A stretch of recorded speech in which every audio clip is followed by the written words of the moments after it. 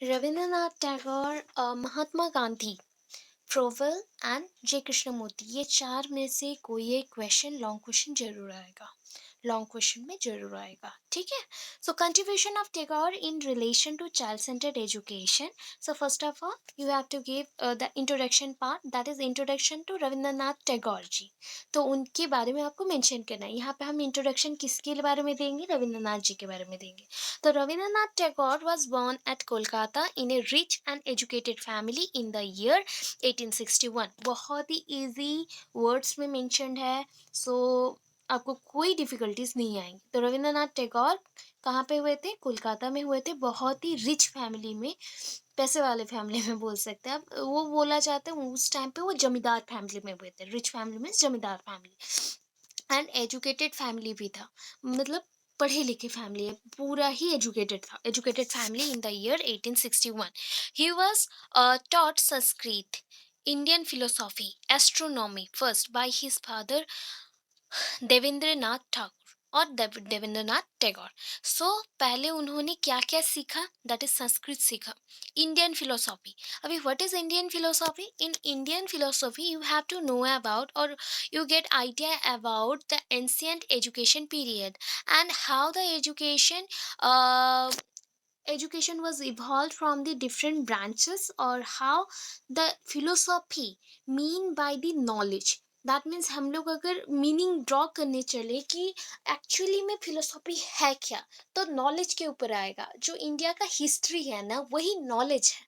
तो उसको अगर डिटेलली एनालिसिस करते हैं, एंड फर्स्ट ना हिस्ट्री को हम संस्कृत में ही पढ़ते थे, because that time language was not so developed, so that आपको पर्टिकुलरली एक ही चीज़ पे ही रहना पड़ता था, संस्कृत में ही पढ़ा जाता था। उस टाइम पे भाषा मीन्स आपका लैंग्वेज उतना डेवलप नहीं हुआ था, सो दैट आपको संस्कृत में ही पढ़ना पड़ता था। सो इंडियन फिलोसॉफी, एस्ट्रोनॉमी, ज्योतिष विद्या के ऊपर भी उन्होंने पढ़ा था। किसके थ्रू पढ़ा, किन्होंने पढ़ाया? दैट इज उनके फादर देवेंद्रनाथ टैगोर ने। Then next point, he became famous of his stories, novels and poems। उन्होंने बहुत सारी चीज़ें लिखी एंड उसके लिए वो फेमस भी थे। बहुत सारा चीज़ें लिखे थे, जैसे कि स्टोरीज भी लिखा, नोवेल्स भी लिखा, पोएम्स भी लिखा, इसलिए वो फेमस भी थे। He became popular as a philosopher and a painter. Means वो पेंटिंग भी करते थे, प्लस वो फिलोसोफर भी थे, ठीक है। फिलोसोफर कौन होता है?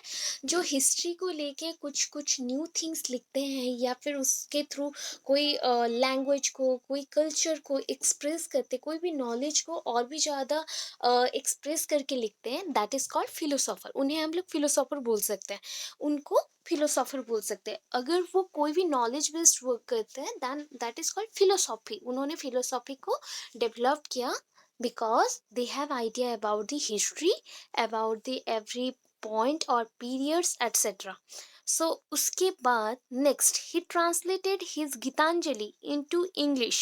he received Nobel Prize and worldwide recognition। so Geetanjali को उन्होंने ट्रांसलेट किया था इंग्लिश में। अगर इनका लाइफ हिस्ट्री बहुत बड़ा है, देखा जाए तो बहुत कुछ मिलेगा, बिकॉज ये 8 साल से लिखना स्टार्ट किए थे, ठीक है। 8 साल से लिखना स्टार्ट किए थे। इनके अगर पूरे जनरेशन को आप देखेंगे तो इनके भाई बहन ही 14 जन थे। 14 सिस्टर्स एंड ब्रदर्स थे, एक साथ मिलके रहते थे, एंड सब कोई पढ़े लिखे थे बहुत ज़्यादा। सो 8 ईयर्स से ही इन्होंने फर्स्ट पोएम लिखना स्टार्ट किया, दैन बहुत सारे नोवेल्स, बहुत सारी कहानियाँ ऐसे लिखते गए। सो उसके बाद उन्होंने गीतांजलि लिखा। दैट मीन्स गीतांजलि में बहुत सारे, नियर अबाउट 10,000 सॉन्ग्स उन्होंने लिखा था। सॉन्ग्स, पहले तो सॉन्ग्स नहीं बोल सकते इसको, इसको बोल सकते हैं हम लोग पोएम्स। बड़े बड़े वो पोएम्स लिखते थे, एंड पोएम्स को ही नेक्स्टली सॉन्ग्स में कन्वर्ट किया गया, गाने में उसको यूज़ किया गया। गाना जैसे गाते हैं उसको भी गाया जाता था, ठीक है। अभी he translated his Gitanjali into English. उसके बाद उन्होंने गीतांजलि को ट्रांसलेट कर दिया इंग्लिश में, and he receive Nobel prize and world wide recognition. उनको नोबेल प्राइज मिला एंड वर्ल्ड वाइड रिकॉग्निशन भी मिला, पूरे वर्ल्ड में उन्हें जानने लगे। तो इसलिए वो एक बंगाली में भी बोलते हैं, हिंदी में भी बोलते हैं, एंड इवन इफ इंग्लिश में भी हिंदी टर्म्स तो यूज़ होते ही हैं। सो उनको क्या बोला जाता था, ही वॉज नोन एज विश्व कवि। ठीक है, universal, universal poet. That means उनका नाम इतना फेमस था कि उनको सब जानते थे। इवन अभी का जो म्यूजिक्स है, पॉप है, रॉक है, ये सारा म्यूजिक जनरेट हुआ है एक बेसिक म्यूजिक से। दैट म्यूजिक इज रविंद्र संगीत। सारे जगह पे ऑलमोस्ट, जैसे कि फ्रांस हो गया, या फिर अम, बाहर की कंट्रीज में और भी हो गया, लंदन, इंग्लैंड, जो जो एरियाज रह के वहाँ पे इनके म्यूजिक को यूज़ किया जाता था। उससे म्यूजिक, इंस्ट्रूमेंटल जो म्यूजिक बनाते हैं, जैसे कि बहुत सारे इंस्ट्रूमेंट को बजाते हैं, तो इसको यूज़ किया जाता था। तो मैं स्टोरी आपको बता दी, उसके बाद चलते हैं। ही एस्टैब्लिश्ड हिज फेमस विश्व भारती ऑन 22 सितंबर 1921। उन्होंने विश्व भारती बनाया। विश्व भारती बनाया, कब बनाया मीन्स एस्टैब्लिश्ड कब किया, उसका स्थापना कब किया, दैट इज 22 सितंबर 1921। The aim of this university, ये एक यूनिवर्सिटी था, एंड उस यूनिवर्सिटी का क्या था, दैट इज एम था कि ये जो यूनिवर्सिटी है, to bring about a system between the east and west. आपके ईस्ट में, अगर इंडिया का ईस्ट देखते हैं, तो ईस्ट में जो जो कल्चर है, वेस्ट के साथ मिक्स करना, ब्रीजिंग करना, या फिर कनेक्शन क्रिएट करने के लिए ये विश्व भारती बना था, एक यूनिवर्सिटी बना था। एंड स्पेशली अगर आप जानते हैं शांति निकेतन या फिर विश्व भारती, वहाँ पे जो करिकुलम है, that means their curriculum is very much attractive and very much joyful also, because all the students are free for their selection of different types of music systems or dancing styles or etc. Also study में भी जो हो, सब कुछ जो खुद से select कर सकते हैं, whatever they want, they learn from their things. Okay, so जो भी वो चाहते हैं वो वहाँ से लर्न कर सकते हैं, या फिर वहाँ पे जो भी टीचर्स हैं उनसे लर्न कर सकते हैं। सो जो वो चाहते हैं वहाँ से लर्न कर सकते हैं। वो लर्न करने के साथ साथ वो किसी को टीच भी कर सकते हैं। तो ऐसे प्रोसेस था, एंड उन पे मास्टर्स हो सकते, पीएचडी कर सकते, ये सब था, सिस्टम्स था। सो नेक्स्ट आते फिलोसॉफिकल थॉट, उनके अकॉर्डिंग मीन्स रविंद्रनाथ जी के अकॉर्डिंग उनका फिलोसॉफिकल थॉट्स क्या क्या है, हमें जानना है अभी। He was successful by incorporating idealism into naturalism. These are very much important elements of our materialistic life. That is, हम अगर बोले idealism, नेचुरलिज्म, आइडलिस्टिक लाइफ, और जो जो वर्ड्स हमने यूज़ किया ना अभी, तो ये सारे बियॉन्ड मेटाफिजिक्स है। अगर हम ऊपर चलते हैं, मेटाफिजिक्स में मैटेरियल लाइफ को छोड़ के और कुछ लर्न करना चाहते हैं, तभी जाके ये सारे पॉइंट्स आते हैं। तो अभी बोला गया आइडियलिज्म। आइडियलिज्म मीन्स कोई चीज़ को आइडियल मान के उसके एलिमेंट्स को फॉलो करना एंड उसी के जैसे बनना, दैट इज आइडियलिज्म। नेचुरलिज्म, जो भी नेचर में है उसको अपना के आप ग्रो करेंगे। सो यहाँ पे दो चीज़ों को इनकॉर्पोरेट किया गया एक साथ, that is idealism and naturalism. किसके अकॉर्डिंग? रविंद्रनाथ टैगोर जी के अकॉर्डिंग। उनके फिलोसॉफिकल थॉट्स थे कि इनकॉर्पोरेट कराना मीन्स एंटर कराना आइडियलिज्म को एंड नेचुरलिज्म को। तो आइडियलिज्म को किस में हम डालेंगे? नेचुरलिज्म में, because idealism is the narrower term and naturalism is the bigger term. So idealism को हमने नेचुरलिज्म में डाल दिया। ही wanted to study nature by observation and experimentation. If आप फॉलो करते रविंद्रनाथ टैगोर जी के स्टडी जो प्रोसेस है उसको, दैट मीन्स उनके फिलोसॉफिकल थॉट्स, उनके कंटेंट जो भी है, तो आपको मेन चीज़ है, आप किसी चीज़ को भी बहुत अच्छे से एनालाइज कर सकते हैं if you want to observe it. आप ऑब्जर्व करेंगे, आप अगर ऑब्जर्व करना चाहते हैं तभी जाके आपका लर्निंग बहुत अच्छे से बनेगा। विदाउट ऑब्जर्वेशन और experimentation one can not achieve their goal also. जैसे कि हमें क्या करना है, हमारा गोल है कि हमें बहुत अच्छा रिजल्ट करना है, टीचर बनना है। सो टीचरशिप और the job, fix job is our winning point. ये थिंक कर सकते हैं कि ये जो जॉब है हमारे लिए विनिंग पॉइंट है। सो हमें धीरे धीरे क्या करना है, by observation and experimentation process we can achieve it. हम लोग अगर मेहनत कर रहे हैं तो हम धीरे धीरे अचीव कर सकते हैं।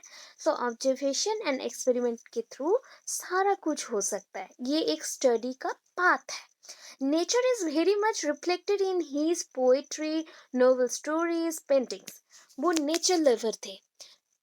They very much sorry, their parents also, and their cousins, their sisters, brothers, all the persons of the Thakur family, that is called Tagore family or the Thakur family, are very much attracted, by the nature. अभी तक भी उनके family में जो भी है ना, सो वो लोग बहुत ही अट्रैक्टेड हैं नेचर के लिए। that time also they were very attracted, and this time also they are very attracted, means उस टाइम से चला आ रहा है, एंशियंट पीरियड से ही चला आ रहा है कि वो लोग बहुत ही नेचर के साथ जुड़े हुए हैं। So they love to think about the nature, they love to think about the nature with the music, art, etcetera, so that in every point or every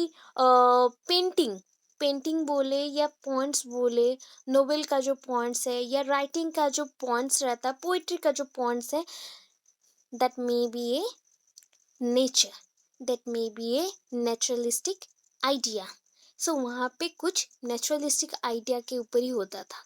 हो सकता है कि हम लोग उतना जानते नहीं है, बट अगर डिटेल स्टोरी पढ़ेंगे तो उसमें आपको मिलेगा कि ये सारे पॉइंट्स उस टाइम में उन्होंने थिंक किया, एंड उसी के थिंकिंग को हमने यहाँ पे मेंशन किया, प्रेजेंट किया। So he was a humanist and regarded man as reflection, that is a reflection of God. यहाँ पे उन्होंने बताया कि वो एक ह्यूमनिस्ट है। ह्यूमनिस्ट है मीन्स जो इंसानों के बारे में ज़्यादा सोचते हैं, भगवान को कम सोचते हैं एंड इंसानों के बारे में ज़्यादा सोचते हैं, because gods are not living, gods are not living, that means उनके अंदर जान नहीं है। दे आर नॉर्मली स्टोन्स और marble built, so we cannot ask anything from the god, but we are living things. So we have definite blood circulation, we have definite heart, और heart के rhythms जो होते हैं वो सब है। so यहाँ पे इसलिए उन्होंने मेंशन किया कि गॉड का अगर रिफ्लेक्शन एक्चुअल में ढूंढना हो तो वो ह्यूमन बींग से है। वी आर द मैन और we are humans as a reflection of God and regarded. उन्होंने बोला कि मैन बोल सकते हैं या फिर ह्यूमंस बोल सकते हैं, बिकॉज अगर सबको कंफ्यूज हो रहा है कि मैन मीन्स ओनली बॉयज के लिए है, वैसा नहीं है। मैन मीन्स हम ह्यूमन बींग्स को ही बोलते हैं। So regarded human being as a reflection of God, God का रिफ्लेक्शन है। गॉड की कार्बन कॉपी तो नहीं बोल सकते, उसका एक क्रिएचर है, या फिर नॉर्मली उन्होंने क्रिएट किया है हमें, तो हम उन्हीं से ही डिसेंडेंट आउट है, दैट मीन्स उनसे ही बने हुए हैं। हो गया। अभी ये फिलोसॉफिकल थॉट था उनका। अभी एजुकेशनल थॉट पे चलते हैं। That is educational thought, the principle of education of Ravindra Tagore, Rabindranath होगा, यहाँ पे नाथ छूट गया है, आप लोग थोड़ा करेक्शन करेंगे। रविंद्र टैगोर हो गया, रविंद्रनाथ टैगोर आर डैश। तो उनका एजुकेशनल जो थॉट्स था क्या क्या है, कौन से प्रिंसिपल के ऊपर बेस्ड करते हैं उसको देखना है। तो हम कंटिन्यू करते हैं नेक्स्ट पीडीएफ के साथ। यहाँ पे नॉर्मली नंबर 1 2 3 4 करके हम मेंशन करेंगे। Mother tongue should be the medium of instruction. जब भी आप एजुकेशन ले रहे हैं तो एजुकेशन में बेटर आप कब लर्न करते हैं। Suppose you are a normal child belonging to one family, that means not a big family और रिच फैमिली, बट आप कोई एक फैमिली से बिलोंग करते हैं, मीडियम और मिडिल क्लास फैमिली से बिलोंग करते हैं। तो first of all they think that your education is important and they must go for you and they think about you that वो आपके साथ चलेंगे, आपके लिए चलेंगे, and they think about you and they tried very much to support you in educational point। आपके educational point के लिए वो बहुत ज़्यादा सपोर्ट करेंगे।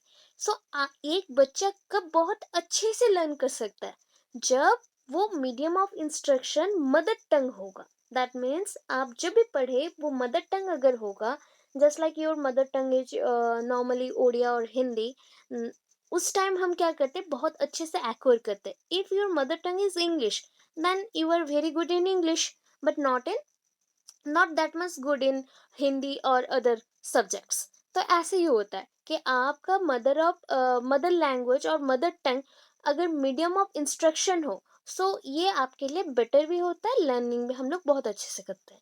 Then next, child should be given full freedom during the process of education. जब भी education मिलता है, बच्चों को एजुकेशन आपको देना भी है, तब बच्चों को थोड़ा फ्रीडम दीजिए, वो खेले, एक्सप्लोर करे, एंड एक्सप्लोर करने के साथ जो चीज़ वो बर्बाद करेगा उसी से वो लर्न भी करेगा, या फिर वो कोई चीज को बिल्ड कर दिया तो उससे भी वो लर्न करेगा। Number three, child should be educated in the lap of nature.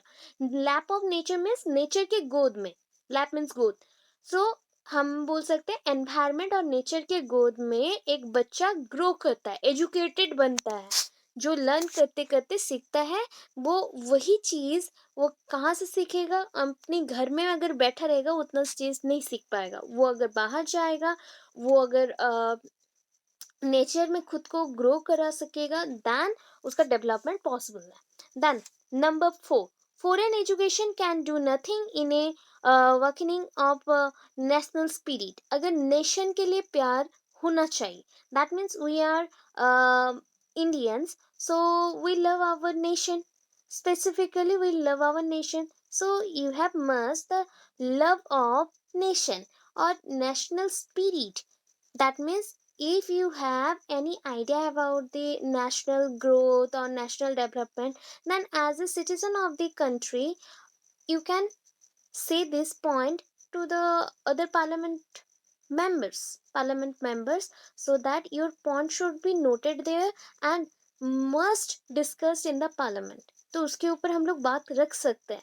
ये कैसे होगा? आप डायरेक्ट तो नहीं जा सकते, तो आप जो मेंबर्स को जानते हैं, जो ऑलरेडी पार्लियामेंट के मेंबर्स हैं, तो उनको बोलेंगे, उसके थ्रू कर सकते हैं। तो इसलिए बोला गया कि foreign education means British education जब स्टार्ट हुआ ना, तो ब्रिटिश एजुकेशन जब एक्सपांड होने लगा, तो हिंदू एजुकेशन तो नहीं था। हिंदी में पढ़ाई होना या प्रॉपरली हिंदी एजुकेशन आ रहा था, बट उतना प्रॉपर नहीं था। Mother tongue should be Hindi और इंग्लिश और any other language, whatever you want और whatever you learn to be. So आप जो पढ़ना चाहते हो, करना चाहते हो, तो वो चीज़ आप कर सकते हो। तो फॉरेन एजुकेशन यहाँ पे कोई भी हेल्पफुल काम नहीं किया। जो आउटर बॉडीज है या फॉरेन बॉडीज रहते हैं, वो कोई भी हेल्पफुल चीज़ें नहीं कर सकती। तो इसलिए बोला गया नेशनल स्पिरिट, अपने इंडिया के लिए कुछ करना या फिर अपने कंट्री के लिए कुछ भी करना, इसको बोलते हैं नेशनल स्पिरिट। तो वो चाहते थे कि फॉरेन एजुकेशन में ऐसा कुछ भी नहीं है जो नेचुरल स्पिरिट ला सके, बट ऐसा होना चाहिए जिसके थ्रू नेशनल स्पिरिट आ सके। Last one, education should bring out that is bring out all round development of child's personality। अभी बच्चों के पर्सनालिटी के लिए सबसे इम्पोर्टेंट है all round development of child's personality. Education should be और should bring about that all round development process. That means बच्चों के पर्सनालिटी के लिए जो एजुकेशन है, ये क्या कर सकता है? ये बच्चों का ऑल राउंड डेवलपमेंट कर सकता है, एक अच्छा बच्चा हो तो। ठीक है। सो नेक्स्ट चलेंगे मीनिंग एंड एजुकेशन उनके अकॉर्डिंग। टेगोर सेड दैट, यहाँ पे मेंशन कर सकते हैं, बेटर रहेगा। सेड करके हमने छोड़ दिया। That means Tagore said that education is the highest, और education is highest which not only imparts information and knowledge to us, but also promotes love, fellow feeling between us and other living beings of the world। तो यहाँ पे अगर अच्छे से समझते हैं तो क्या आएगा? टेगोर सेड दैट, टेगोर के अनुसार या फिर टेगोर ने बोला, अकॉर्डिंग टू टेगोर भी लिख सकते हैं।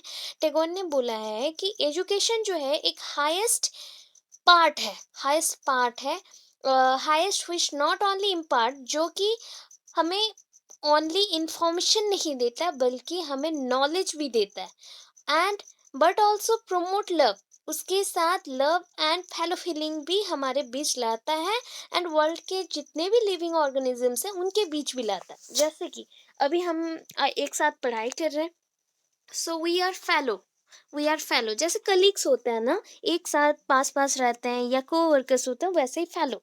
सो अभी फेलोज के अंदर क्या है? रिलेशनशिप है।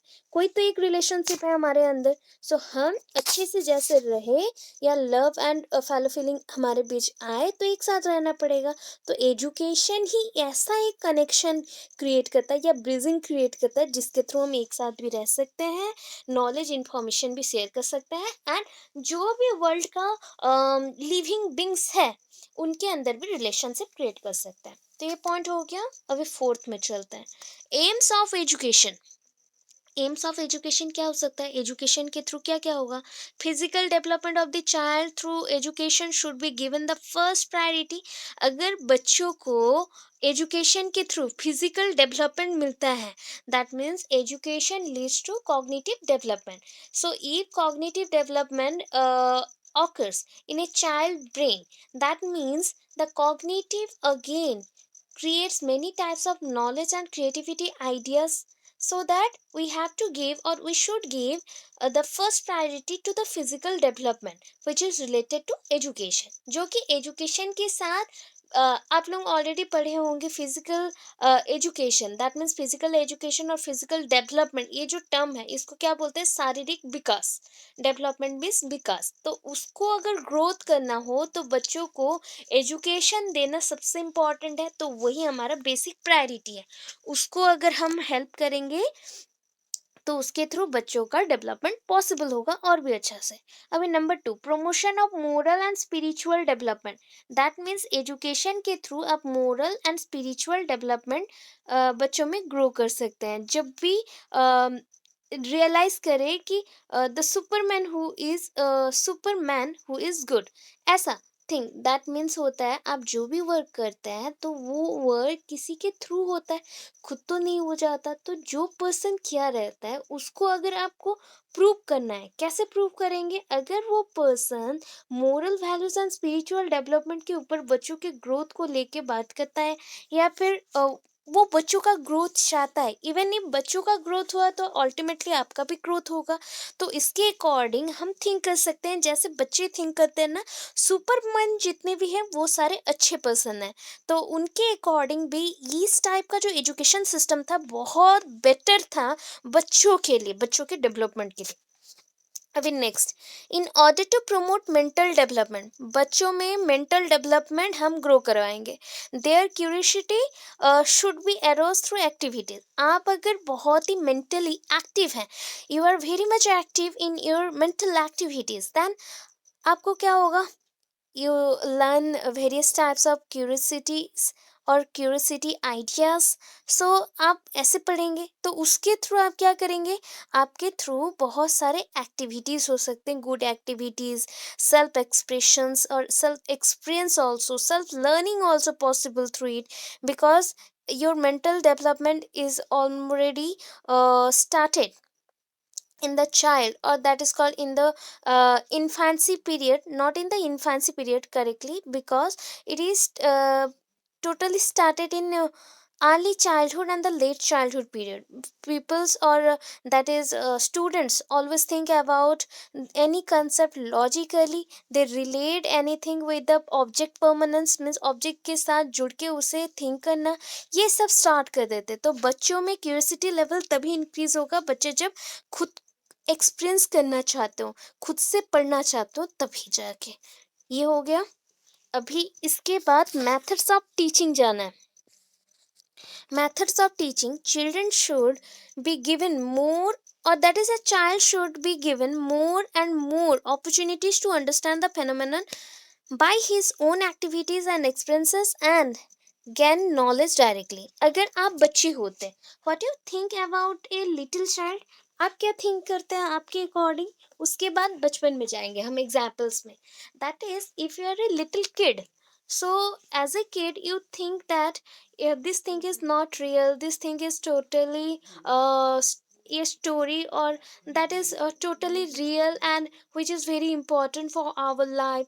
जैसे कि कोई भी बच्चा कुछ भी ड्रॉ करता था ना, तो वो थिंक करने लगता था कि ये सारी चीज़ रियल है, रियल है। ठीक है। सो यहाँ पे बच्चों को हम क्या करने देंगे कि बच्चे खुद से जो समझ रहा है उसको और भी ज़्यादा एक्सप्लोर करे, अंडरस्टैंड करे, किसके थ्रू करेगा? अपने ओन एक्टिविटीज के थ्रू ही करेगा, because experience is more important than any other objects और एनी अदर थिंग्स। एक्सपीरियंस सबसे ज़्यादा इम्पोर्टेंट होता है, एंड उसी से बच्चा डायरेक्टली नॉलेज गेन करता है, बिकॉज बच्चों को जितना अपॉर्चुनिटीज़ मिलते हैं उतना ही वो अपना एक्टिविटीज़ को अंडरस्टैंड कर सकता है, एंड उसके थ्रू एक्सपीरियंस एंड नॉलेज को डायरेक्टली गेन कर सकता है।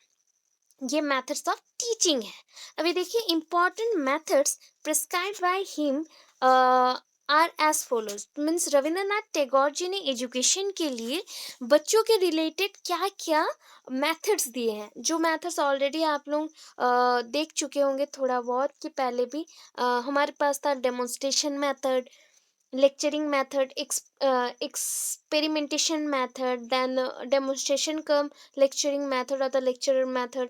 तो ये सारे जो steps है ना, इसको छोड़ के भी और भी है, study trip, normally paper collection और एटसेट्रा एटसेट्रा जो भी है। सो यहाँ पे जितना है ये सब उससे थोड़ा सा अलग है, because these are totally prescribed by whom? Prescribed bye किसके थ्रू हुआ? Prescribed bye Rabindranath Tagore. Teaching while working. आप जब भी पढ़ाते हो, टीचर्स का रोल क्या होना चाहिए? First of all, a good teacher always make attention in the classroom. Attention बनाए रखेंगी, ऐसे अटेंशन बच्चे उनकी तरफ अटेंटिवली सब कुछ सुनेंगे। अटेंटिव होना पड़ेगा, बच्चों को भी अटेंटिव रहना है, टीचर्स को भी बहुत ज़्यादा अटेंटिव रहना है कि सारे बच्चे एक्टिव है कि नहीं। ये वर्क कब पॉसिबल हो सकता है? जब टीचर्स क्लासरूम में आए एंड बहुत ही अच्छे से हैंडल करें। So if something is taught to them while working, they will easily grasp it. यहाँ पे ग्रास्प होता, ये थोड़ा सा छोटा हो गया, पी कवर नहीं हुआ, GRASP होगा, ग्रास्प इट। दैट मीन्स जब भी आप खड़े खड़े क्लासरूम में पढ़ाते हैं, पढ़ाते हुए आपको वर्किंग भी करना है। वर्किंग करते करते टॉकिंग करिए, दैट मीन्स टीचिंग दीजिए, तो वो बेटर है बच्चों के लिए। Then next is discussion method. Discussion method तो आप जानते हो ऑलरेडी। डिस्कशन हम कब करते हैं? if I have any problem related to any education system, related to any work, so उसके ऊपर जब बातें होती है, that is called a discussion. Education is that which solves the real problem of life also, because if education is normally not a real life based, then that means these are totally bookish and not utilized by any of the person. So that it is very important, and discussion methods is very much open type also. तो इसको हम बोल सकते हैं open discussion. बच्चों के साथ जब आप खुल मिल के बात करते हैं, that is called open discussion. जब आप बच्चों से बहुत अच्छे से बात नहीं कर सकते एंड उसको डराते लगते हैं, तो ये नेगेटिव इम्प्रेशन आता है। तो discussion method is purely teacher based, and discussion method is totally solving the problems of life के हर एक प्रॉब्लम को वो सॉल्व करता है। नेक्स्ट आता है activity method. What is activity method? That is a learning by doing. Learning by doing को यहाँ पे थोड़ा सा मॉडिफाई करके बोला गया, learning of handicrafts is necessary for all student. Handicrafts means घर पे आप जो बनाते हैं ना, हाथों से, खुद के हाथों से, कोई एक हमने कुकर बना लिया, कोई एक फ्लावर वेस बना लिया, घर बना लिया मिट्टी का, तो ये हो गया हैंडीक्राफ्ट्स। अगर बच्चे खुद से लर्न करेंगे, कोई एक्सपेरिमेंट क्यों करेंगे, या खुद से हाथों से खुद बनाएंगे, कुछ काटेंगे, देन वो बहुत अच्छे से एंड जल्दी जल्दी लर्न करेंगे, एंड ये सारे बच्चों के लिए कंपलसरी होना चाहिए। अभी देखते हैं इसका करिकुलम कैसा होगा। That means this type of curriculum was fixed in Shanti Niketan and Vishwa Bharati. The curriculum should be wide and comprehensive। ये थोड़ा बड़ा भी है एंड थोड़ा सा comprehensive मीन्स हम बोल सकते हैं थोड़ा सा ये लंबा भी है। So it should cover all aspects of human life. ये इतना बड़ा कंसेप्ट होता है जो कि आपके पूरे लाइफ को ह्यूमन के पूरे लाइफ को ये कवर अप कर सकता है। दैट मीन्स कैसे कवर अप करेगा? It should cover all aspects of human life. जितने भी ह्यूमन लाइफ के एस्पेक्ट्स हैं ना, just like physical, intellectual, moral, spiritual, ये सबको वो क्या करेगा, सारे पॉइंट्स को रख के टोटल चीज़ों को वो आउट करने के लिए ट्राई करेगा। तो करिकुलम ऐसा होना चाहिए जो कि बच्चों का ऑल राउंड डेवलपमेंट कर सके, keeping in view that the spontaneous interest of child the curriculum was design. ये बताया गया है कि अकॉर्डिंग टू ये जो कंसेप्ट पूरा चल रहा है, तो अकॉर्डिंग टू रविंद्रनाथ टैगोर जी, तो उनका व्यू के according the spontaneous interest of the child curriculum was design. जैसे कि कोई भी चीज़ को देख के स्पॉन्टेनिटी आप मेंटेन करते हैं, फ्रिक्वेंटली वहाँ पे जाते हैं, या फिर उसको क्या करते हैं, हेल्प करते हैं, या फिर बच्चों को जैसे पढ़ने में कोई प्रॉब्लम ना हो उसको ऐसे बताते हैं, तो वो चीज़ क्या होता है, स्पॉन्टेनियस इंटरेस्ट। बच्चों में इंटरेस्ट क्रिएट करना करिकुलम को यूज करके, सो दैट करिकुलम यहाँ पे भी मतलब बच्चों के पास भी डिजाइंड होने लगा।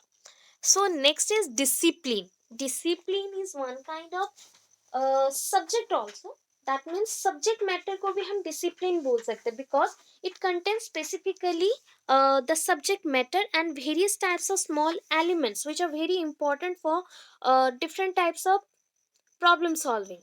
इम्पॉर्टेंट क्यों है कि इस एलिमेंट्स को हम यूज करके, जब भी डिसिप्लिन होता है ना, डिसिप्लिन में कुछ कुछ एलिमेंट्स होते हैं, जैसे कि यहाँ पे बच्चों को पूरा फ्रीडम है कि वो अपने थ्रू कोई भी चीज़ों के ऊपर एक्टिविटीज, एक्सपीरियंसेस गेन करे without lowering down the status of the teacher in the class. ये भी वन काइंड ऑफ मेथड है। जब भी क्लासरूम में एक टीचर जाते हैं, तो टीचर कोई एक टास्क देते हैं, तो यहाँ पे टीचर का हेल्प नहीं चाहिए, बट यहाँ पे जो भी बच्चे हैं उनको टोटल फ्रीडम है कि वो अपने एक्सपीरियंस को यूज करके यहाँ पे क्या करेंगे, कोई भी चीज का प्रॉब्लम का सॉल्व करेंगे। तो ये the teacher consider the children as innocent behave.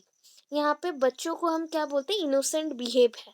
And यहाँ पे बच्चों का जो ग्रेट टोन है, अफेक्शन है, सिंपैथी है, ये होना चाहिए।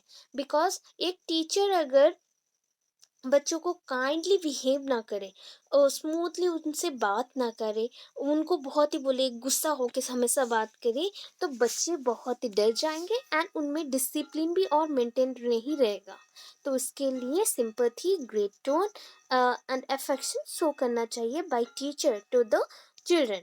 ओके, अभी नेक्स्ट आता है टीचर का रोल क्या होगा। Tagore gave much emphasis on the role of the teacher in educative purpose. Educative purpose में टेगोर चाहते थे कि हम सबसे ज़्यादा अगर रोल किसी को दे या फिर वो रोल प्ले करने के लायक है, that is teacher. The teacher clone can create a creative atmosphere. Clone नहीं है, यहाँ पे करेक्शन करिए, दैट इज क्लोन वर्ड को हम थोड़ा सा मॉडिफाई करके यहाँ पे आप बोल सकते हैं अलोन बोल सकते हैं। क्लोन होगा तो टीचर जैसा हो जाएगा, वो भी करेक्ट है, बट यहाँ पे अलोन वर्ड थोड़ा सा करेक्ट है ज़्यादा। तो teacher alone can create a creative atmosphere. यहाँ पे टीचर खुद अकेले ही क्रिएटिव एटमोसफियर क्रिएट कर सकते हैं, जहाँ पे बच्चे बहुत अट्रैक्टिवली आके सब कुछ पढ़ सकते हैं या कर सकते हैं। So he is the person who can wait आ गया who can knock on doors of mind। अगर हम बोल सकते हैं कि टीचर कौन है ना, टीचर आपके माइंड के बाहर खड़ा हुआ है एंड आपका ब्रेन जहाँ पे ओपन होता है, that is called door. Dog को सॉरी डोर को नॉक करता है, नॉक करके एंटर करने को ट्राई करता है। सो नॉलेज टीचर्स के थ्रू ही हमारे ब्रेन में इम्पोर्ट होते हैं या फिर जस्ट लाइक उसके अंदर आते हैं। तो ये टीचर का रोल है।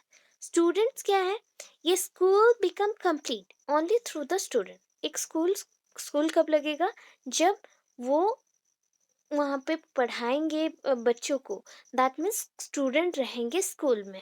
तो कौन पढ़ाएगा, टीचर पढ़ाएगा। तो टीचर रहेंगे, एडवोकेटेड जो मेंबर्स हैं वो रहेंगे advocated by the tigers. Sorry sorry, यहाँ पे थोड़ा रॉन्ग हो गया।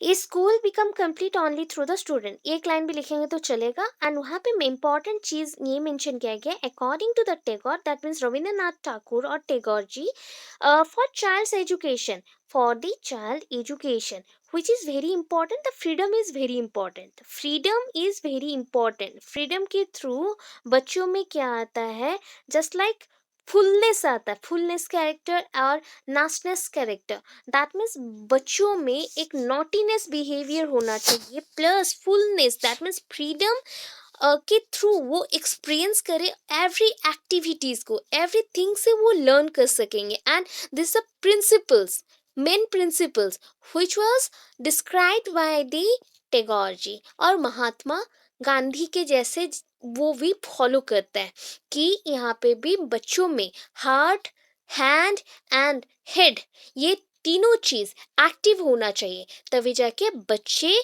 जो स्कूल के लिए बहुत ही इम्पोर्टेंट और स्कूल के लिए एक मेजर रोल प्ले करते हैं, उसको इम्पॉर्टेंट क्या लगेगा, एजुकेशन मिल पाएगा इम्पॉर्टेंट फ्रीडम के थ्रू, फ्रीडम के थ्रू एक्सपीरियंस मिलेगा, एक्सपीरियंस के थ्रू बच्चों का ग्रोथ होगा एंड ग्रोथ के थ्रू बच्चों का क्या होगा, पर्सनालिटी डेवलप करेगा एंड अल्टीमेटली स्कूल का डेवलपमेंट पॉसिबल होगा। तो ये टैगोर जी का था, जो टैगोर जी ने मेंशन किया महात्मा गांधी जी का जो कंसेप्ट था उसी के बेस्ड पे। ठीक है, अभी देखते हैं Shanti Niketan.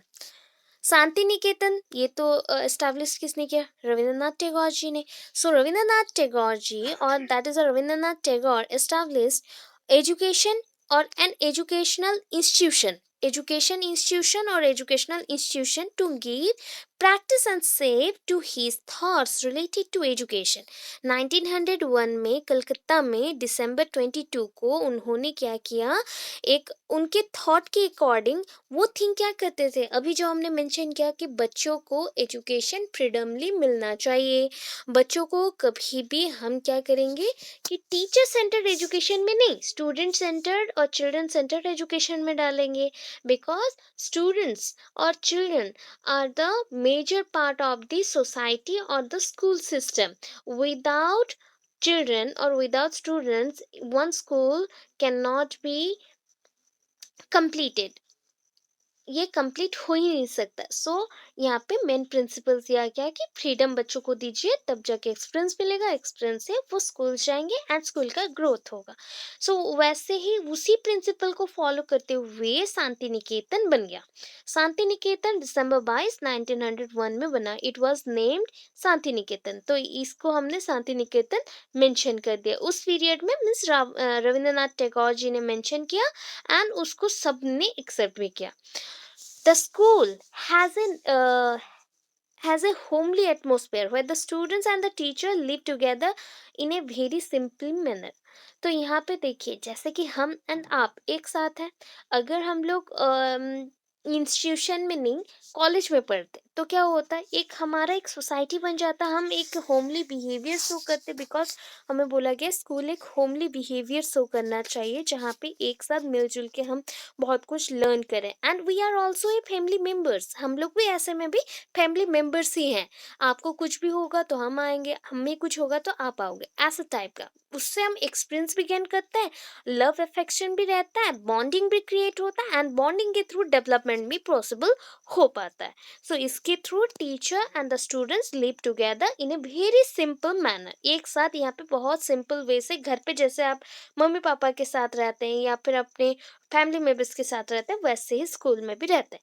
He made provision, इसके लिए रविंद्रनाथ जी ने भी क्या बनाया, बहुत सारे प्रोविजंस बनाए, रूल्स बनाए, किसके लिए, for the study of religious ideas. वो बिलीव नहीं करते थे कि अदर अदर कास्ट में ऐसा ऐसा दूसरे दूसरे कंसेप्ट होंगे, उन्होंने बोला कि हर एक कास्ट को यहाँ पे फॉलो करना चाहिए, उनके जो रिलीजियस आइडियाज हैं उनको हम यहाँ पे शांति निकेतन में फॉलो करेंगे and ideas of Hindus, Buddhist, Jain, Islamic, Sikh, Christian. Okay, so यहाँ पे हम एक चीज़ जैसे गांधी जी बोलते थे वही चीज़ इन्होंने भी फॉलो किया कि रिलीजियस जो फैक्टर है ना, ये भी नहीं मानते थे।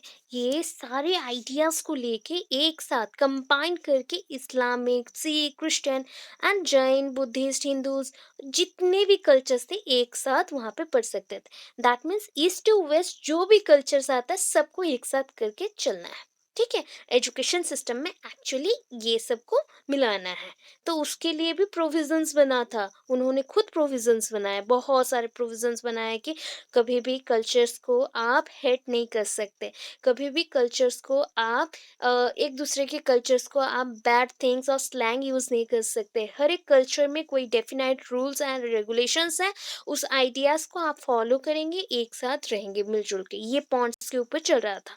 Tagore and Vishwa Bharati, Vishwabharati was evolve as an university from Shanti Niketan. ठीक है, शांति निकेतन स्कूल। शांति निकेतन एक स्कूल जैसा था पहले टाइम पे, उससे विश्व भारती एक यूनिवर्सिटी बना।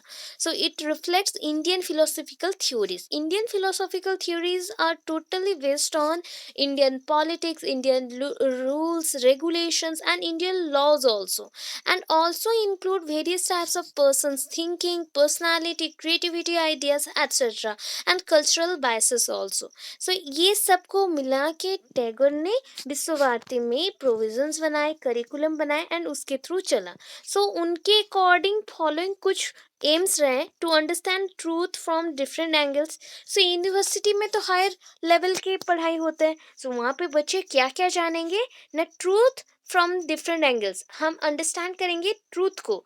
ट्रूथ एक जैसा ऑब्जेक्ट है या वेजिटेबल से थिंक कर लीजिए, एंड उसको डिफरेंट एंगल से आप लर्न करेंगे कि व्हाट इज ट्रूथ। इधर से पढ़ो तो ट्रूथ कैसा दिखेगा, उधर से पढ़ो तो ट्रूथ कैसा दिखेगा। तो वो बोलते हैं कि to understand truth from the different angles. अभी नेक्स्ट आया to study various cultures and the principles of unity. Principles of unity, एक साथ मिलजुल के रहना। अभी जो हम मैंने कल्चर के ऊपर बोला था कि cultures are various types, but cultures में हम एक साथ रह रहे हैं। That means follow we are followed this principles of unity. हम अभी भी फॉलो कर रहे हैं, पहले भी करके आए हैं। जो भी स्कूल जाते हैं सब फॉलो करते हैं। तो we are followed by different types of religious factor. पहले तो रिलीजियस फैक्टर्स हमें फॉलो करते हैं, बिकॉज हम नॉर्मल ह्यूमन बींग्स होते हैं। अगर कल्चर नहीं रहता तो हमारा सरनेम नहीं होता, हमारा इतना हिंदू, इस्लामिक, जैन ये सब नहीं रहता। सो ये चीज़ इम्पॉर्टेंट है कि कल्चर हमें फॉलो करता है and we are also again follow back. So हम अगेन उसको फॉलो करते हैं बैकली, जैसे भी हम बैकवर्ड बोल सकते हैं या फिर वाइस वर्सा बोल सकते हैं कि वो हमें फॉलो कर रहा है तो हम भी उसे फॉलो कर रहे हैं। ये एक साथ मिलजुल के रहेगा। So to happy comparative study of the eastern and western culture. तो eastern and western culture, specially eastern culture and western culture, India के अंदर तो ईस्ट एंड वेस्ट है, उसको छोड़ के भी western culture, that means the European culture literature को वो बहुत ही ज़्यादा पसंद भी करते थे एंड उसको डिफरेंट एजुकेशनल जो करिकुलम था उसमें इनकॉर्पोरेट भी किए थे। ठीक है, उसके कल्चर्स को भी वो थोड़ा बहुत फॉलो करवाते थे। तो नेक्स्ट चलते हैं to bridge the gap between the eastern and western culture to get it to integrated points. That means हम यहाँ पे बोल सकते हैं इंटीग्रेटेड मीन्स मिक्सिंग टाइप हो सकता है। हम यहाँ पे चाहते हैं कि ईस्टर्न एंड वेस्टर्न कल्चर को मिक्स कर दें। जैसे कि अभी का सबसे इम्पोर्टेंट जानते हैं वेस्टर्न कल्चर। अभी मॉस्को में या फिर लंदन में कुछ जगह पे ना क्या होता है, स्पेन में ये सब जो एरियाज हैं वहाँ पे ये है, क्या बोलते हैं, कृष्ण जी का पूजा किया जाता है एंड वहाँ पे जो फॉरेनर्स है ना, तो फॉरेनर्स वहाँ पे पूजा करते हैं। ऑलरेडी आप लोग जानते हैं कुछ कुछ जगह पे रथ यात्रा भी होता है, जो हम लोग बोलते हैं कार्ट फेस्टिवल, वो भी होता है। तो ये चीज़ सारे कैसे हुआ कि वेस्टर्न एंड ईस्टर्न को मिक्स किया गया तभी जाके हो रहा है। तो ये चीज़ जो रविंद्रनाथ टैगोर जी हैं उनके पोएम्स के थ्रू, उनके राइटिंग्स के थ्रू, उनके नॉवेल्स के थ्रू एंड इवन इफ उन्होंने बहुत सारे नॉवेल्स जो लिखे थे, दैट मीन्स उसको उस टाइम पे बुलाया जाता था जात्रा। ठीक है, थिएटर और यात्रा आप बोल सकते हैं। तो वो सबको भी फॉलो किया जाता है। तो उसको फॉलो करने से ये सब का पता चलता है एंड उस सब के करिकुलम में बाहर कंट्री के और अदर कंट्रीज़ के करिकुलम में भी इसको हम डाल सकते हैं। मीन्स हमने डाला मीन्स एजुकेशन के थ्रू धीरे-धीरे, धीरे-धीरे इम्प्लीमेंट हो रहा है। तो इम्प्लीमेंट हुआ मीन्स बाहर भी जा रहा है। to establish equal relationship with teacher and nature. Nature is also a good teacher. Nature भी आपका ना एक टीचर है. नेचर बहुत कुछ सिखाता है. टीचर ऑल्सो बहुत कुछ सिखाते हैं. That means teacher also impart various types of knowledge. Nature also imparts various types of knowledge. Without teacher, one cannot grow. Even if they cannot crawl also. वो एक कदम चल नहीं सकते. अगर एक छोटे बच्चों को बचपन में हम ऐसे ही छोड़ दिए, उनको कोई भी टीचर नहीं मिला. Teacher means, teacher doesn't mean कि कोई भी एक पर्सन आया पढ़ाया हो गया. टीचर एक भगवान जैसे होते हैं एंड वो हमेशा ऐसे गुड थिंग्स, मोरल वैल्यूज ऐसे बताएंगे जहाँ पे बच्चे मोटिवेटेड होते हैं एंड उससे ही लर्न करना स्टार्ट करते हैं. एक चीज आज जाने तो 10 चीज कल जानेंगे, ऐसा है. तो नेचर ये काम बहुत अच्छा से करता है जो हम नॉर्मल ह्यूमन बीइंग नहीं कर पाते. नेचर इससे बेटर करके दिखाता है. सो नेचर से भी आप लर्न करेंगे एंड टीचर से भी. सो इक्वल रिलेशनशिप बिल्ड करना है. To strive to develop the universal outlook. आप चाहते हैं कि कोई एक चीज को यूनिवर्सली प्रेजेंट करना, तो यूनिवर्सली कैसे उसका रिजल्ट आएगा, आउटलुक आएगा, उसको देख सकते हैं. तो उसको हम स्टडी करेंगे फिर से. अभी conclusion. Shanti Niketan and Vishwa Bharati are the reflection of Tagore's spiritual voyage. अगर स्पिरिचुअल थिंग्स उनका जानते हैं हम, या फिर उनके उस थिंग के ऊपर बात करते हैं, सो हम शांति निकेतन एंड विश्व भारती, ये दोनों चीज ना मिरर रिफ्लेक्शन जैसा होता है ना, वैसे रिफ्लेक्शन है टैगोर्स के स्पिरिचुअल वॉइस का और स्पिरिचुअल एक्टिविटीज का. His own personality reflected divine humanity. Divine things हम कब बोलते हैं? Purest, purest thing. जैसे कि होता है ना, कहीं पे अगर गॉडली बिहेवियर हो या गॉड है प्रेजेंट, तो उसके चारों तरफ एक हैप्पीनेस रहता है, लाइट, ब्राइट लाइट दिखता है, ऐसे होता है मूवीज में देखते हैं. तो वैसे ही रविंद्रनाथ टैगोर जी को भी एक भगवान जैसे माना जाता है. डिवाइन ह्यूमनिटी, वो ऐसे इंसान है, प्योर फॉर्म में प्रेजेंट है, ऐसे टाइप के हैं. विच इंस्पायर बोथ ही स्टूडेंट्स एंड टीचर. वो उनके जो क्रिएटिविटी लेवल्स है ना, दैट मीन्स पोएम्स, राइटिंग्स जो भी है, उसके थ्रू स्टूडेंट्स को एज वेल एज टीचर्स को सपोर्ट करते थे. एंड वो बोथ पर्सन्स को, दैट मीन्स स्टूडेंट्स टीचर्स को इंस्पायर भी करते थे. These institutions are the result of his experience and experiments with all of his life. उनके एक्सपीरियंस, उनके एक्सपेरिमेंटेंस एक्सपेरिमेंटेशन जो प्रोसेस थे, मीन्स एक्सपेरिमेंट जो उन्होंने किए थे उनके इंस्टीट्यूशंस के ऊपर, दैट मीन्स विश्व भारती एंड शांति निकेतन, उसके थ्रू उन्होंने ट्राई किया था कि एजुकेशन में ये सब जा सके. सो अभी तक ये कंटिन्यू हो रहा है एंड बहुत बेटर वे से हो रहा है. शांति निकेतन अभी फेमस है. फॉरेनर्स भी आके बहुत पढ़ाई करते हैं, यहाँ पे घूमने आते हैं, टूरिज्म होता है, बहुत कुछ लर्न करता है. Even in the absence of Tagore, his centers of learning remained to prove his achievements as a humanistic education. So अभी टैगोर तो नहीं है, रविंद्रनाथ टैगोर जी अभी नहीं है. उनके ना होते हुए भी उनके जो सेंटर्स हैं, दैट मीन्स विश्व भारती एंड शांति निकेतन, बहुत ही ज़्यादा फेमस हैं एंड अभी तक उतना ही लर्निंग वैल्यूज प्रेजेंट है, जो कि उनके अचीवमेंट्स को प्रूव करता है कि उन्होंने बहुत अच्छे काम करके गए, ह्यूमनिस्टिक एजुकेशन को डेवलप किया. सभ्यता हम जो बोलते हैं, या फिर लोगों के अंदर जो इंट्रैक्शन, लव, अफेक्शन है, वो क्रिएट करके गए. सो इतना आपको लिखना है आपके रविंद्रनाथ टैगोर जी के जो क्वेश्चन है. सो जीतू कृष्ण मूर्ति के इंट्रोडक्शन थोड़ा देंगे, that means introduction to Jiddu Krishna Murthy ji. Then philosophy of life, that means उनकी वैल्यूज जो है, फिलोसॉफिकल वैल्यूज जो है, उसके बारे में आप देंगे थोड़ा सा. उसके बाद देखिए यहाँ पे उन्होंने नॉलेज के ऊपर बहुत सारे फिलोसॉफिकल प्रिंसिपल्स डेवलप किए थे. तो नॉलेज के बेसिस पे उन्होंने भी सेम टाइप के बोला. ये Mahatma Gandhi ji, Tagore ji and Jiddu Krishna Murthy ji, even E Froebel जो भी है ना, ये child centred education and knowledge को कैसे इम्पायर करना है उसके ऊपर ही वर्क कर रहे थे. तो फ्रीडम के ऊपर होगा, ह्यूमनिस्टिक वर्ल्ड के लिए होना चाहिए, सारे धर्म एक है, ये सारे थॉट्स सब में सेम रहा है. देन एजुकेशनल फिलोसॉफी का हेडिंग देने के बाद ये सब हेडिंग्स है: education with the teacher, education with the self effort, then यहाँ पे आएंगे एजुकेशन का पॉइंट्स देते हुए, ये 2-3 पॉइंट्स जो मैंने मेंशन किया, 4 पॉइंट्स ये लिखेंगे। एजुकेशनल एम ऑफ जेदू कृष्ण मूर्ति जी का लिखेंगे पॉइंट्स। देन करिकुलम में क्या होना चाहिए, उनके करिकुलम में क्या है, टीचिंग मेथड्स में क्या है, बाय नेचर पढ़ाना, स्टूडेंट टीचर रिलेशनशिप कैसा होगा, एंड ये डिसिप्लिन कैसा होगा, ये थोड़ा सा मेंशन करना है। बस कंक्लूजन देना है। इतना करने से ये क्वेश्चन कंप्लीट हो जाएगा। कंक्लूजन मस्ट रहना चाहिए because this are very important person for the education system. They implement lot of things and their articles also very much important for our educational journey. So अभी का जो educational journey है ना, उसके लिए बहुत इम्पॉर्टेंट है, इसलिए इनका कंक्लूजन देना चाहिए। इनको रेस्पेक्ट देते हुए थोड़ा सा कंक्लूजन देना पड़ता है। अभी इंट्रोडक्शन में देखिएगा, जो हिंदी बच्चे हैं, जस्ट मैं एक चीज बता दूं आप लोगों को, मैं जो भी बोल रही हूँ आप लोगों को हिंदी इंग्लिश तो मिक्स है, अपने लैंग्वेज में इसको ओनली ट्रांसलेट कर लीजिएगा, इतना ही करना है। ठीक है, अगर कहीं पे ट्रांसलेशन होता नहीं है, बहुत बच्चे मुझे पूछ लेते हैं, सो मुझे अगर वहाँ पे राउंड करके भेज दीजिएगा, मैं उसका हिंदी भी बता दूंगी, कोई प्रॉब्लम नहीं है। ठीक है, सो इंट्रोडक्शन क्या है, जिदू कृष्ण मूर्ति वॉज बॉर्न ऑन 11 मई। 11 मई है बट आप लिखेंगे 11th।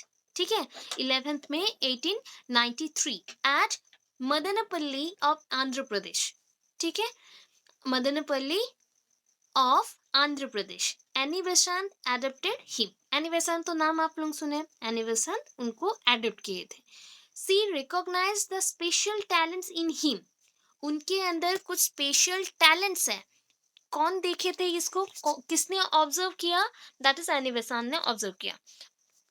Thoughts that definitely he would be contributing a lot to the society. And उनके जो थॉट्स हैं, दैट मीन्स हम लोग हिंदी में बोले तो चिंताधारा बोला जाता है, या फिर उनके जो थिंकिंग्स हैं, एबिलिटीज हैं, उसको हम अभी के टाइम पे देखें तो उन्होंने बहुत कुछ किया है सोसाइटी के लिए।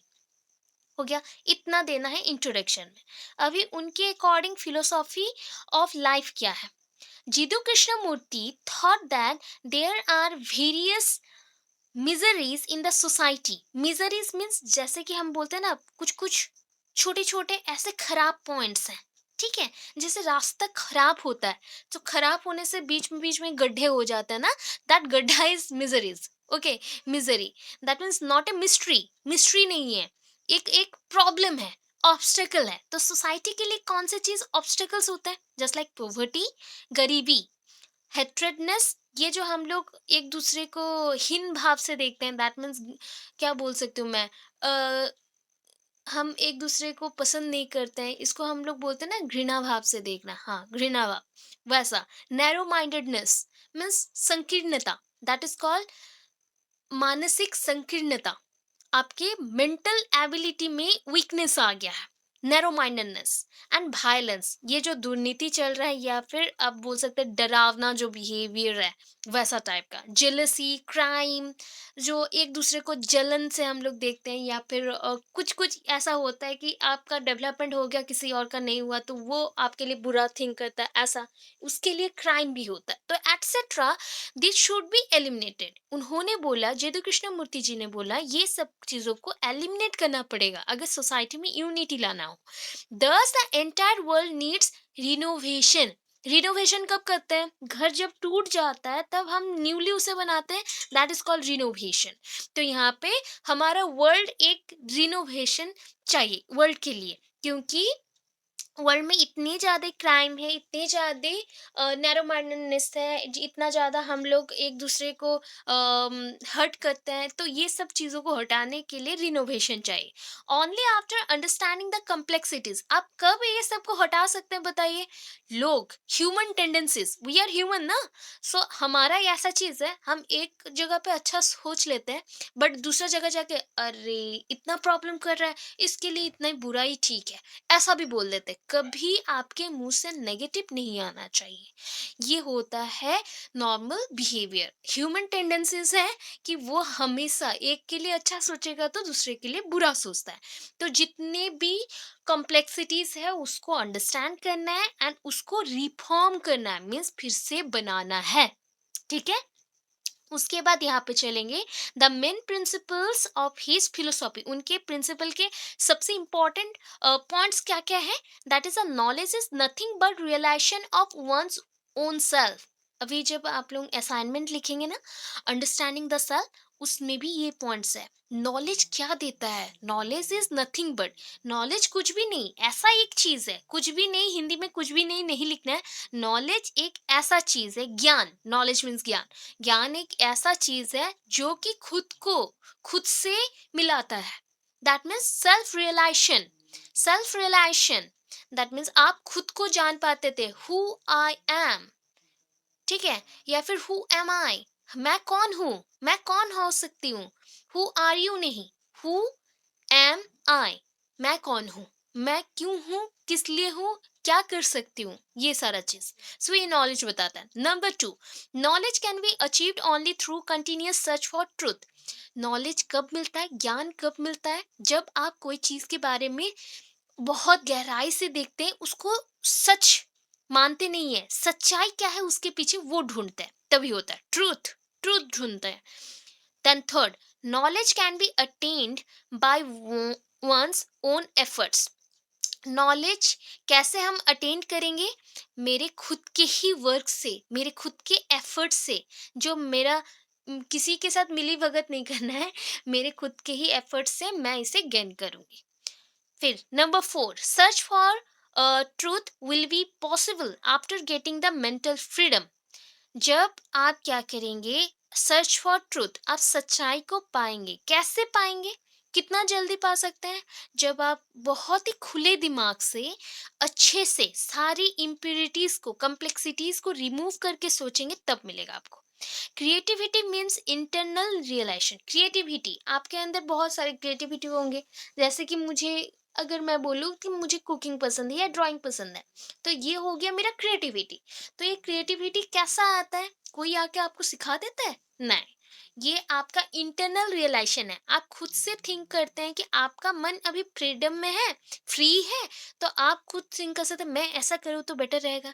तो ये आपका इंटरनल है, आपको कोई भी इन्फ्लुएंस नहीं किया है उसके लिए। Number six, to unfold the mental abilities priority should be given to concentration. अगर आप मेंटल एबिलिटीज मीन्स आपके मानसिक जो कर्म है, उसको और भी ज़्यादा एक्स्ट्रा बढ़ाना चाहते हैं, और भी आगे करना चाहते हैं, जो कि अंदर में अनफोल्ड मीन्स क्या बोले तो, फोल्डिंग मीन्स होता है कि आप उसको बहुत ही नैरो माइंडेडली थिंक कर रहे हैं। अभी क्या करना है, ब्रॉड सेंस में थिंक करना है, थोड़ा दिमाग को खोल लेते हैं। तो हम कहाँ पे प्रायोरिटी देंगे, कंसंट्रेशन में, फोकस के ऊपर। आप जहाँ पे फोकस किए उसके ऊपर ही मतलब आप उसको ही थिंक करेंगे, तो उससे ही क्या होगा, आपको मेंटल एबिलिटीज में अनफोल्डिंग मिलेगा, मीन्स आपका दिमाग खुलेगा। Human beings are world citizen, हम सारे क्या है, इंडियन सिटीजन नहीं है, हम ये पूरे वर्ल्ड का सिटीजन है। बस इतना पॉइंट्स, बाकी के तीन पॉइंट्स आपको नहीं करने। कास्ट रिलीजन बेसिस पे है, हम लोग किसी से सेपरेट नहीं है। टीचर्स हमें यही सिखाना चाहिए कि हम लोग सब एक हैं। माइंड का कैपेसिटी हमें थिंक करने के लिए हेल्प करता है, ट्रूथ ढूंढने के लिए हेल्प करता है, यही सब पॉइंट्स है, तो नहीं चाहिए ये पॉइंट्स, ठीक है। अभी चले educational philosophy. So educational philosophy क्या है, education with the teacher.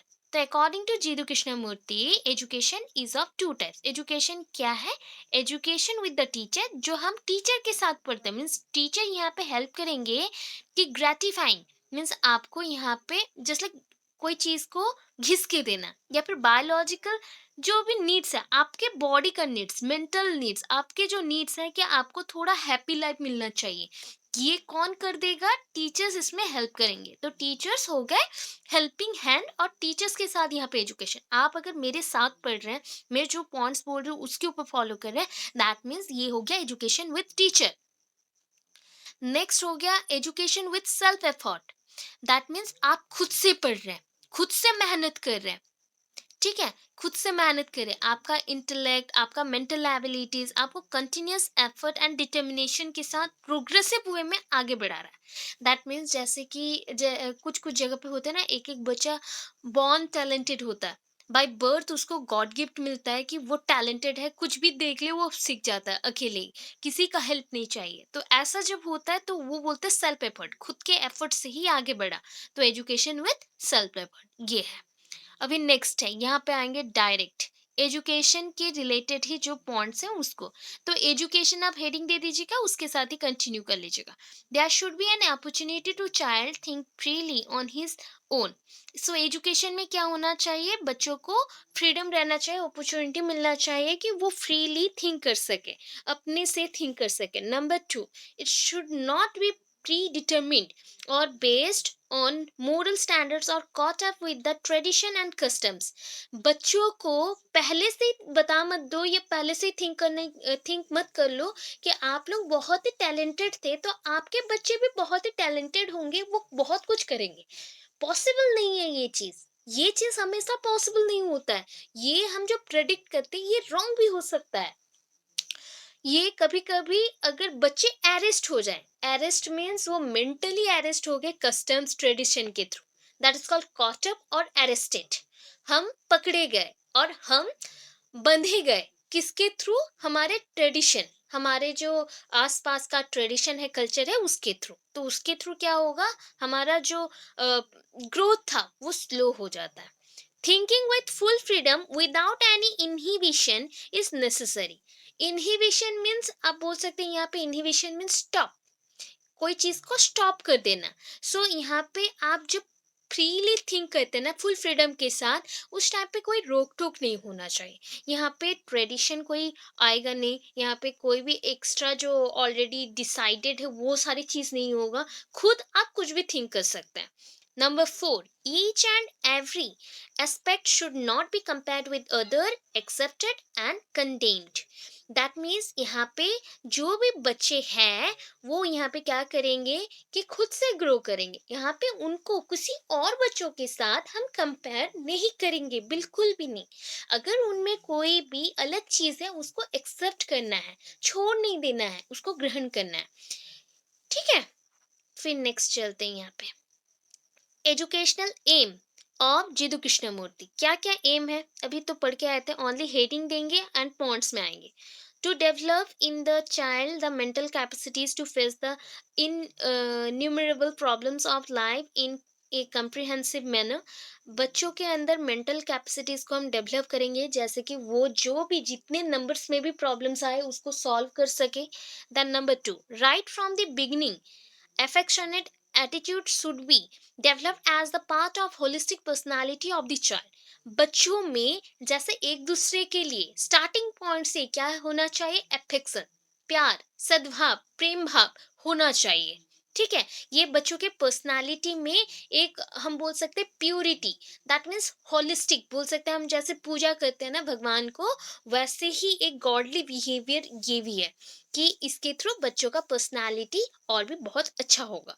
The aim of education is to explain the reasons for fear complexes by providing the knowledge about them and help to come out of the fear। अभी fear means डरना, कोई चीज में, किसी को ना किसी को तो कोई चीज में फोबियाज होगा या फिर डर होगा ही। दैट मीन्स जैसे मुझे हाइट से बहुत प्रॉब्लम होता है, तो किसी को पानी से प्रॉब्लम होगा, किसी को आग से प्रॉब्लम होगा, किसी को ड्रीम देखने से प्रॉब्लम होता है, किसी को रात में सोना पसंद नहीं। तो ये सारे डर हैं, तो ये एजुकेशन के थ्रू ही हम एक्सप्लेन कर सकते हैं कि ये सब कुछ नहीं होता। ये जब आप नॉलेज गेन करेंगे तो उसके साथ ये सब सॉल्व होते जाता है। Number four, that means the education should provide the knowledge about relationship and association with the nature and other people along with other aspects। अब बहुत बड़े बड़े पॉइंट्स है, उसको समझ ले तो छोटा लगेगा। सो एजुकेशन क्या प्रोवाइड करना चाहिए, नॉलेज अबाउट रिलेशनशिप मीन्स एक दूसरे के साथ जो हमारा रिलेशन है उसके ऊपर नॉलेज प्रोवाइड करना चाहिए। एंड एसोसिएशन, एक ब्रीज बनाएगा, किसके साथ, नेचर एंड जो भी लोग प्रेजेंट है उसके साथ। कोई भी एस्पेक्ट पे हो सकता है विद अदर एस्पेक्ट, जैसे कि खाने पीने को लेके हो सकता है, पढ़ाई को लेके हो सकता है, कोई भी काम को लेके हो सकता है। हमें नेचर के साथ खुद को बांधना है। हो गया। अभी करिकुलम कैसा होना चाहिए, उस we should fight against the blind benefits, sorry यहाँ पे बेनिफिट्स होगा, बेफिट्स हो गया, बेनिफिट्स होगा। ठीक है, बेनिफिट्स होगा, blind benefits in the society. हम ना हमेशा लड़ते रहते हैं एक दूसरे के साथ कि सोसाइटी हमें बहुत कुछ दे रहा है तो हम लड़ते रहते हैं कि ये दे रहा वो दे रहा, इसलिए उसके ऊपर भी झगड़े होते रहते हैं। Jiddu Krishnamurti aspire to prepare the future citizens. वो चाहते थे कि फ्यूचर सिटीजन्स को हम अभी से बनाना स्टार्ट करें न्यू सोसाइटी के लिए, जहाँ पे ये सब झगड़े नहीं होंगे। And he didn't specify plan and other details suitable to this aspect। अभी तक उन्होंने बनाया नहीं था, मीन्स उनके टाइम के अकॉर्डिंग उन्होंने कुछ भी प्लानिंग नहीं किया था, करिकुलम में ऐसा कुछ फिक्स चीजें नहीं थे। वो चाहते थे लर्निंग बाय डूइंग हो। महात्मा गांधी को उन्होंने भी फॉलो फॉलो किया, उनके डायरेक्शन के अकॉर्डिंग वो भी मूव किए, एंड उनके अकॉर्डिंग जो जो चीजें थे यहाँ पे फॉलो हुआ। So the present system of education can be considered as a previous basic education. उस टाइम में जीदू कृष्णमूर्ति जी को आप थिंक कर सकते हैं कि उनके टाइम पे जो एजुकेशन सिस्टम था, अभी के टाइम पे जो एजुकेशन सिस्टम है सेम है, इतना ज़्यादा पुराना नहीं है, सेम है।